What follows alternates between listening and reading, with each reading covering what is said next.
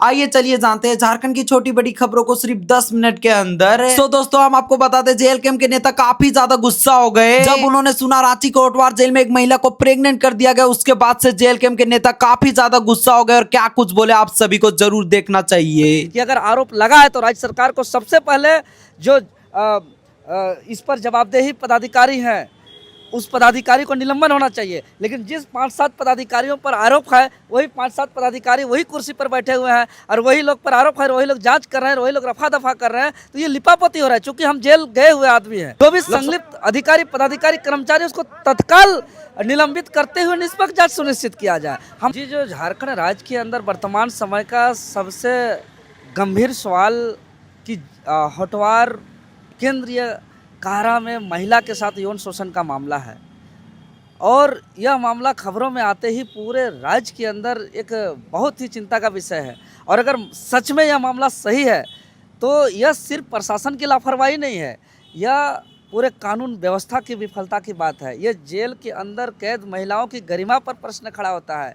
ये पूरी जो जेल का सुरक्षा व्यवस्था है इस पर बड़ा सवाल खड़ा होता है। और इस गंभीर और संवेदनशील मामला को यहाँ देख रहे हैं कि रफा दफा किया जा रहा है, लिपापोती किया जा रहा है। कभी पीड़िता का बयान होता है कि यौन शोषण हुआ है, कभी किट पर जांच पॉजिटिव आता है, उसके बाद जो है कि अपने हिसाब से फिर जांच को रफा दफा किया जाता है। सबसे बड़ा सवाल कि अगर आरोप लगा है तो राज्य सरकार को सबसे पहले जो इस पर जवाबदेही पदाधिकारी हैं उस पदाधिकारी को निलंबन होना चाहिए। लेकिन जिस 5-7 पदाधिकारियों पर आरोप है वही 5-7 पदाधिकारी वही कुर्सी पर बैठे हुए हैं और वही लोग पर आरोप है, वही लोग जांच कर रहे हैं, वही लोग रफा दफा कर रहे हैं। तो ये लिपापोती हो रहा है। चूंकि हम जेल गए हुए आदमी हैं, लोकसभा चुनाव के अंदर हम आंदोलन के दौरान हम जेल गए हुए आदमी हैं, तो जेल का वातावरण को हमको मालूम है कि आज भारत के संविधान का अनुच्छेद 14, अनुच्छेद 21, अनुच्छेद 39 का ये कहता है कि प्रत्येक व्यक्ति को जो है कि समानता स्वतंत्रता पूर्वक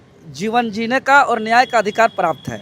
और कारा अधिनियम 1894 और मॉडल प्रिजन मैनुअल 2016 के तहत राज्य सरकार को ये जिम्मेवारी है कि जेल के अंदर कैद प्रत्येक व्यक्ति को एक भयमुक्त वातावरण उपलब्ध कराना है, पौष्टिक आहार, संपूर्ण चिकित्सा व्यवस्था, स्वच्छ पेयजल, स्वच्छता का मैंने उसको सब, इसके अलावा अन्य सुविधा उपलब्ध कराना है।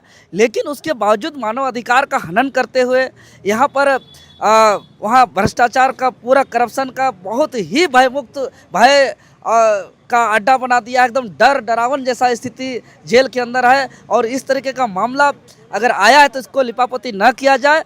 महामहिम जी से इस संवेदनशील मामला पर, इस गंभीर मामला पर हम हस्तक्षेप करने के लिए आग्रह किए थे, निर्देश जारी करने के लिए आग्रह करने आए हैं कि यह मामला सिर्फ लापरवाही का मामला नहीं है, यह मामला जेल के अंदर कैद महिलाओं के गरिमा का मामला है, यह मामला कानून व्यवस्था का मामला है, यह मामला यहाँ का पूरा हमारा शासन व्यवस्था का मामला है। इसीलिए इसको लिपापोती न किया जाए। इसी मामला को लेकर के आज हम लोग आग्रह करने के लिए हम महामहिम जी से आए थे और महामहिम जी पूरे मामला को बहुत ही गंभीरता से लिया और कहे कि हम जानकारी प्राप्त करेंगे, इस पर दिशा निर्देश जारी करेंगे और उच्च स्तरीय निष्पक्ष जांच करेंगे। चूँकि हम मांग किया है कि सबसे पहला मांग मेरा है कि पूरे प्रकरण का एक उच्च स्तरीय निष्पक्ष जाँच हो।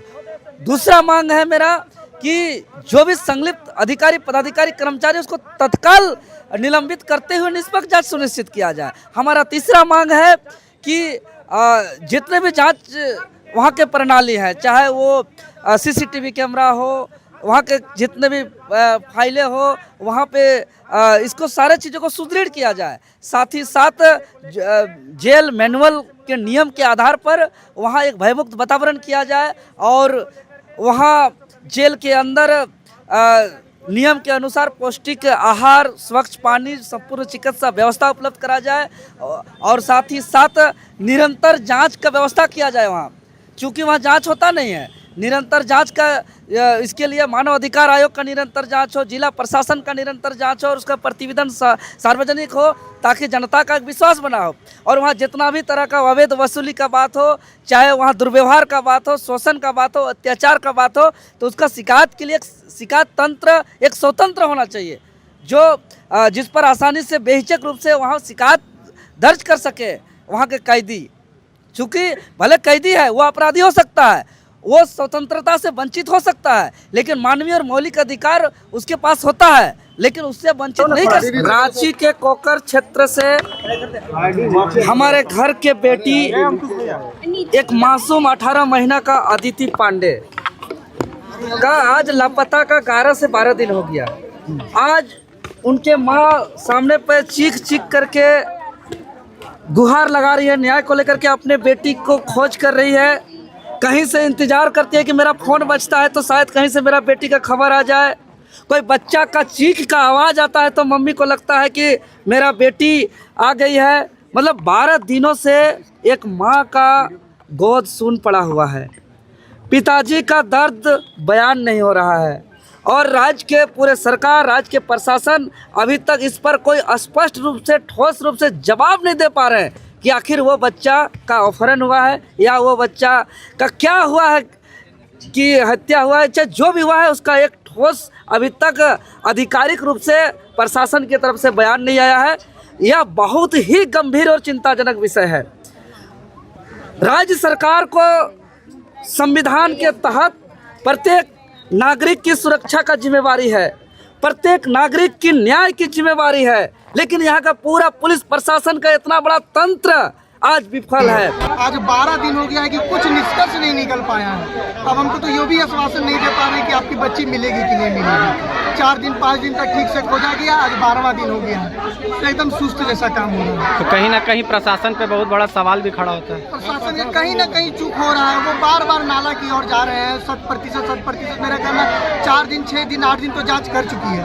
NDRF की टीम कर चुकी है, नगर निगम की कर चुकी है, हमारे परिवार लोग कर चुके हैं। अब कब तक नाले में बच्ची अब कहाँ है? अब वहाँ से तो ढूंढिए जब नाले में नहीं है। चालान काटने के लिए पूरे रांची में कैमरा लगाया गया, लेकिन 12 दिन होने जाने के बावजूद बच्ची नहीं मिली है। कितनी बड़ी ये समस्या है। देखिए, CCTV चेक किया जा रहा है। CCTV वहाँ पे चेक किया जा रहा है जो आसपास में है। आसपास में बहुत सारे ऐसे कैमरे हैं जो खराब है। वहाँ से फिर 3 किलोमीटर के बाद क्षेत्र में CCTV मिलता है। वहाँ से बहुत सारा ग्रामीण क्षेत्र कट जाता है रास्ता आने जाने के लिए।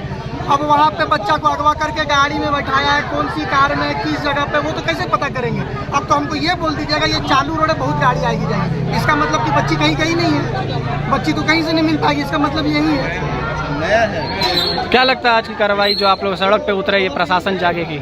देखिए, ये तो शांति मोर्चा था समक्ष थाना के सामने बात रखने के लिए। अगर इस पर भी मेरी बच्ची की कार्रवाई या खोजबीन अगर सीरियसनेस की जांच पर नहीं होगी तो हम क्या करेंगे? हम भूखे अनशन करेंगे। CM आवास पे हेमंत सोरेन माननीय मुख्यमंत्री उनके दुआरी पे भूखे प्यासे बैठे रहेंगे हम अनशन पे 24 घंटे।